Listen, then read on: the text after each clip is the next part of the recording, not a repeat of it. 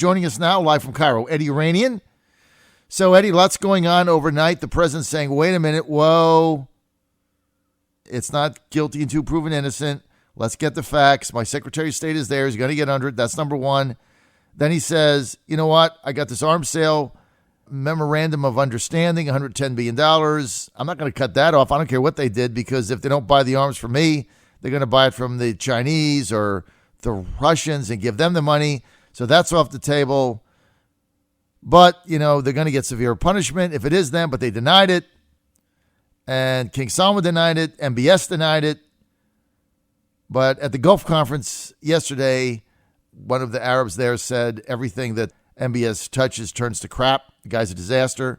Lindsey Graham yesterday, in a bold move, saying, okay, here's the deal. I've been your supporter. You've embarrassed me. You put me in a bad spot. So here's the deal. You're out. I'll never go there again. I'm done until MBS is gone. Pick somebody else. Rand Paul bringing a vote in the Senate to get out of supporting the Saudi Emirates coalition in the Yemeni civil war. All this now coming because of what appears to be an alleged murder of Jamal Khashoggi. And now some of the Turkish authorities are saying they've intercepted audio from surveillance coming from his watch phone, his iWatch or whatever it is, that he might have been dismembered in the most gruesome way while he was alive and taken out in little bags while he was still alive. All this, though, alleged, Edward. This is a mess. Don't you agree? Yeah, I do.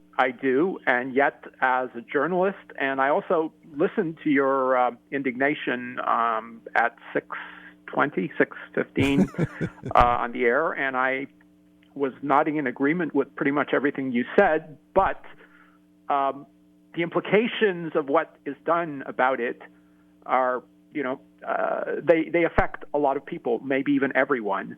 And also, as a journalist, my reaction is not to let something go by with people saying so many things that are not true. And I'm not including you in that. But something caught my eye. I was looking at a Daily Beast article. I don't even know who owns the Daily Beast these days. Not that we ever did to start with, but at least it was tied with Newsweek at some point. And an article by Kimberly Dozier, whom I know from CBS. She was injured in Iraq and took a long time to recover, and I don't want to criticize her or anything. But anyway, her story is very interesting because she quotes David Ignatius, the Washington Post editorialist, if you want to call him that. I don't know what we should call him, really. But never mind calling him anything. I know he's Armenian, and I'm Armenian too, so I'll be nice to him and not say anything bad.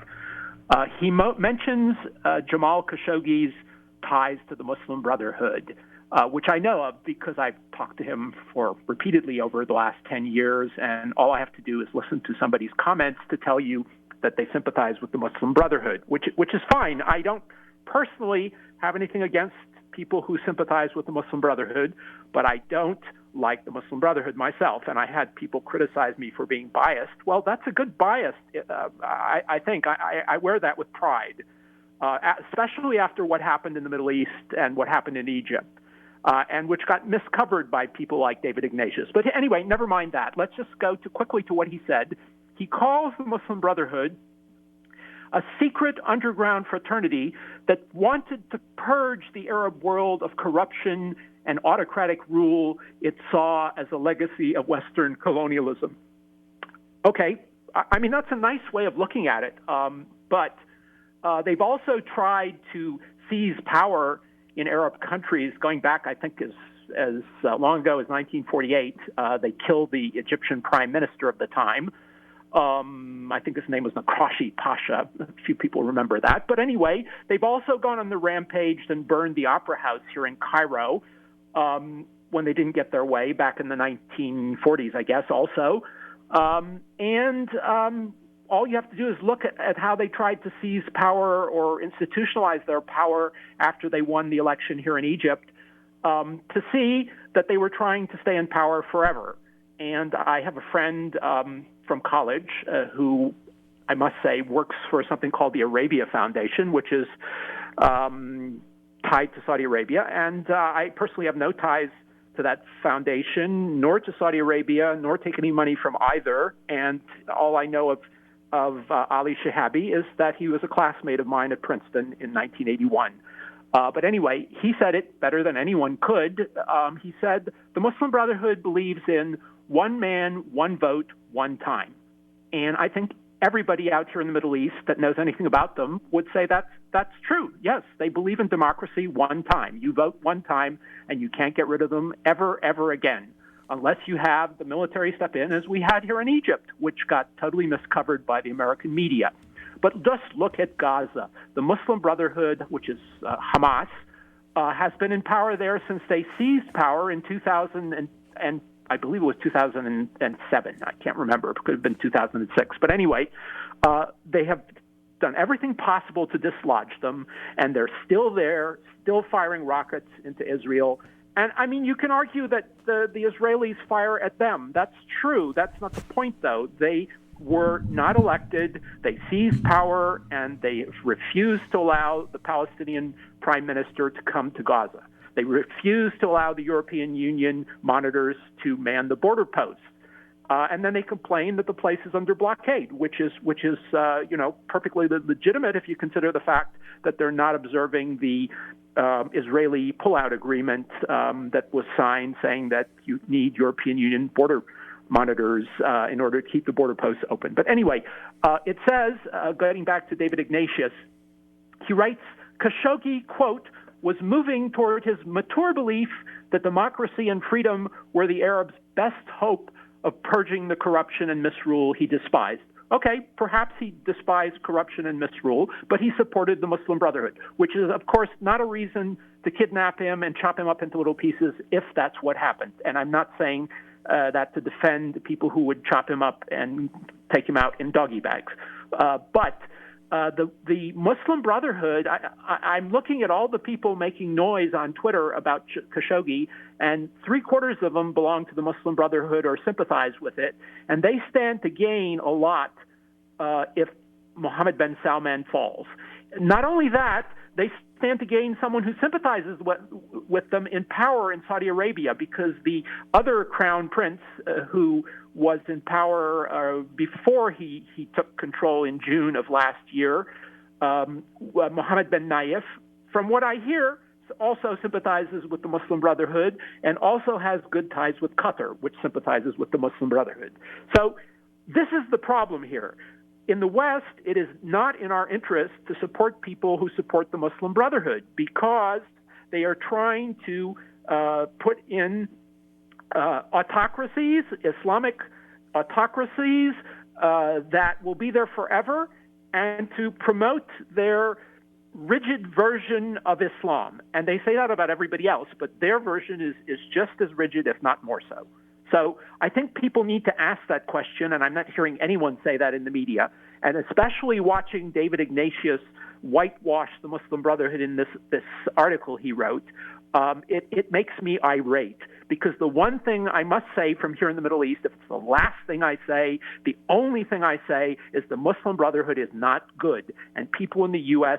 have supported it in the past. I won't say the name of the president before President Trump who did so, or the CIA director before President Trump who did so, but I think the public should put their foot down and say we don't want anyone supporting this group.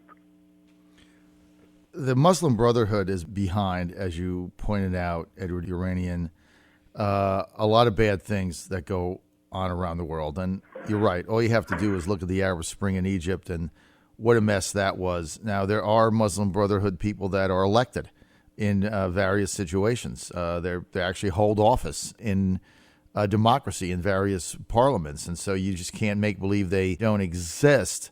But I do agree with you 100%. I'm not sure where Ignatius was going with this article. I really don't even know what the purpose of it was, because these are not our allies and they're not very helpful people. So I agree with that. And I'm getting a lot of text here and tweets about basically, look, this guy was not a journalist and he was a columnist and or this or that. Or I don't think it matters, Edward, what this Jamal Khashoggi did for a living.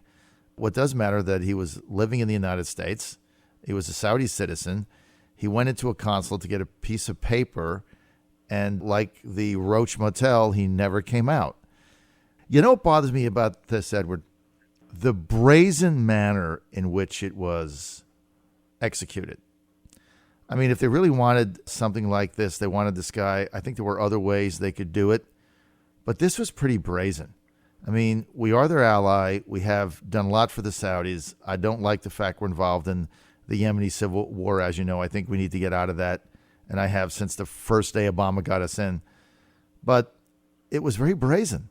And it was like, basically, we can do whatever we want because we made a deal with Trump. And that's the way it appears to the world right now. And there's no bigger Trump supporter in the country than the guy you're talking to right now. I am a true believer in the president and his America First policies, and I defend him virtually 7 days a week across all sorts of platforms, as you know, Al Jazeera and otherwise. But I don't think you can sweep this under the rug and simply say, well, it's just not a big deal. People get killed by governments all the time. It shouldn't jeopardize anything. I mean, this is one of those high-profile things, Edward, that it's beyond me that MBS allegedly would allow this to happen and sanction it. And now we understand there's a rogue general that might have been involved. But it's inconceivable to me that Mohammed bin Salman was not aware of this. And I agree with Lindsey Graham. I think that to say that is an insults our intelligence to anybody that follows this. Now, I want to get your response. Khashoggi might have been a member of the Muslim Brotherhood. It appears that he was. And what does that have to do with anything? Yeah, I don't want to say we should whitewash his death, assuming he's dead, which we think he is, especially since I know him, and that's why I want to stress that I don't think we should just sweep it under the rug. But at the same time, I've been out in the Middle East for 31 years now, and I've seen a lot of people who've been murdered. The most recent serious killing was Rafik al-Hariri, the Lebanese prime minister. They set up an international tribunal to judge the culprits. No one really has been punished, and one of the people we think did it got blown up in Damascus, belongs to Hezbollah, and there's some speculation that Lebanese people might have had something to do with the revenge there. I don't know. But anyway, no one was punished by the International Tribunal. We also have Omar Hassan al-Bashir, the dictator of Sudan, who was the International Criminal Court had a warrant out for his arrest. He has still not been arrested, and what he's done is infinitely more serious in killing thousands, hundreds of thousands of people in Sudan than one journalist in a consulate in Istanbul. And I don't say that to demean Jamal Khashoggi, because I like Jamal Khashoggi. I'm sorry if that he was killed. But anyway, we also have Shapur Bakhtiar, the former Iranian prime minister who was murdered brazenly in his apartment by the Iranian government in Paris in 1981. No one ever got punished for that. But the Iranians killed their opponents in Europe and elsewhere all the time. I think we have Hafez al-Assad, the former Syrian dictator who used to knock off journalists in Beirut all the time. The owner of Al Hayat newspaper was murdered by the Syrian government. All right, so your point is your point is these people get killed all the time, no big deal. I mean, that's basically the point of what you're saying. And what I'm saying is I get all that, but I think in an international community of allies, there is an embassy or a consulate is supposed to be a sanctuary. I mean, it's just not supposed to go in there and get chopped up with a chainsaw and taken out in McDonald's bags. I mean, you're supposed to be able to go. There's something that is safe about an embassy or a consulate. I think that is what is bothering people like me so much, because it just breaks down all international order. I get murders. I get geopolitical assassinations. I mean, everybody gets that. Everybody gets the Middle East. It's been going on forever. It's going to always go on. But I think it's the fact that he went into a consulate in a foreign country. And that's very distasteful to people, Edward. And that's why this thing is just not, I mean, I know everybody wants it to just go away. Let's just make it go away and let's get the $110 billion and keep the Saudi planes in the air so we can keep bombing school buses so the military-industrial complex in the U.S. can keep making money. I get it, right? I'm 60. I get it. But I think there's got to be a reckoning for the way this was done. And it's just very uncomfortable to people. I mean, I told you this the other day. 8 months ago, I went to the Saudi residence of Prince Turki Al Fazl and did an interview for an hour and a half. What if I didn't come out? I mean, it's like, okay, I never thought anything of it. I'm like, well, this is a residence of a Saudi official. You know, you go into any embassy, you never, ever think, well, anything could happen to me. This is an embassy. There's an international world order. Embassies are safe, right? Isn't that where you go if you're in trouble? You go run into an embassy. I mean, if that breaks down, I don't know. I think that's what bothers people, Edward. And, you know, I keep getting tweets about he was Muslim Brotherhood. I guess, you know, I guess that means now if you're Muslim Brotherhood and you go into an embassy, you can get, you know, chopped up with a chainsaw and shipped out in a doggy bag, and it's okay. I guess that's the argument now. And maybe it's okay, right? Maybe I'm looking at this all wrong. No, I don't think you're looking at it all wrong. I just don't know what the proper reaction is in this case, and it's going to be a new sort of reaction because we're fashioning a new form of international law if we step in and do something serious against Mohammed bin Salman, because up until now, the world community has not, and up until now, the only two attempts, that is the tribunal for the killing of Rafiq al-Hariri and the tribunal warrant arrest for Omar Hassan al-Bashir of Sudan, have not produced anything. So this is going to clearly, if the international community decides to act, going to be a new piece of international law. Let's just get out of the Yemeni civil war and wash our hands of the mess, right? That's the answer. Let's just get out. We shouldn't be there anyway. And it's going to be very interesting because what this has done, and this is the day of reckoning for the Saudis in this war, is this is going to give Rand Paul a reason to bring this up in the U.S. Senate. And I don't think they're going to get 51 votes. I really don't. Now, you know, we're doing this under the old AUMF or whatever, and Rand Paul's been trying to stop that. But you get this debate in the Senate, you get it out in the open, they're not going to get 51 votes in order to stay there.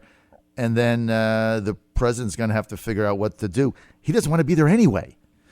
We'll see what plays out. Anyway, chopping people up when you go into an embassy, probably not a good idea on the international scene.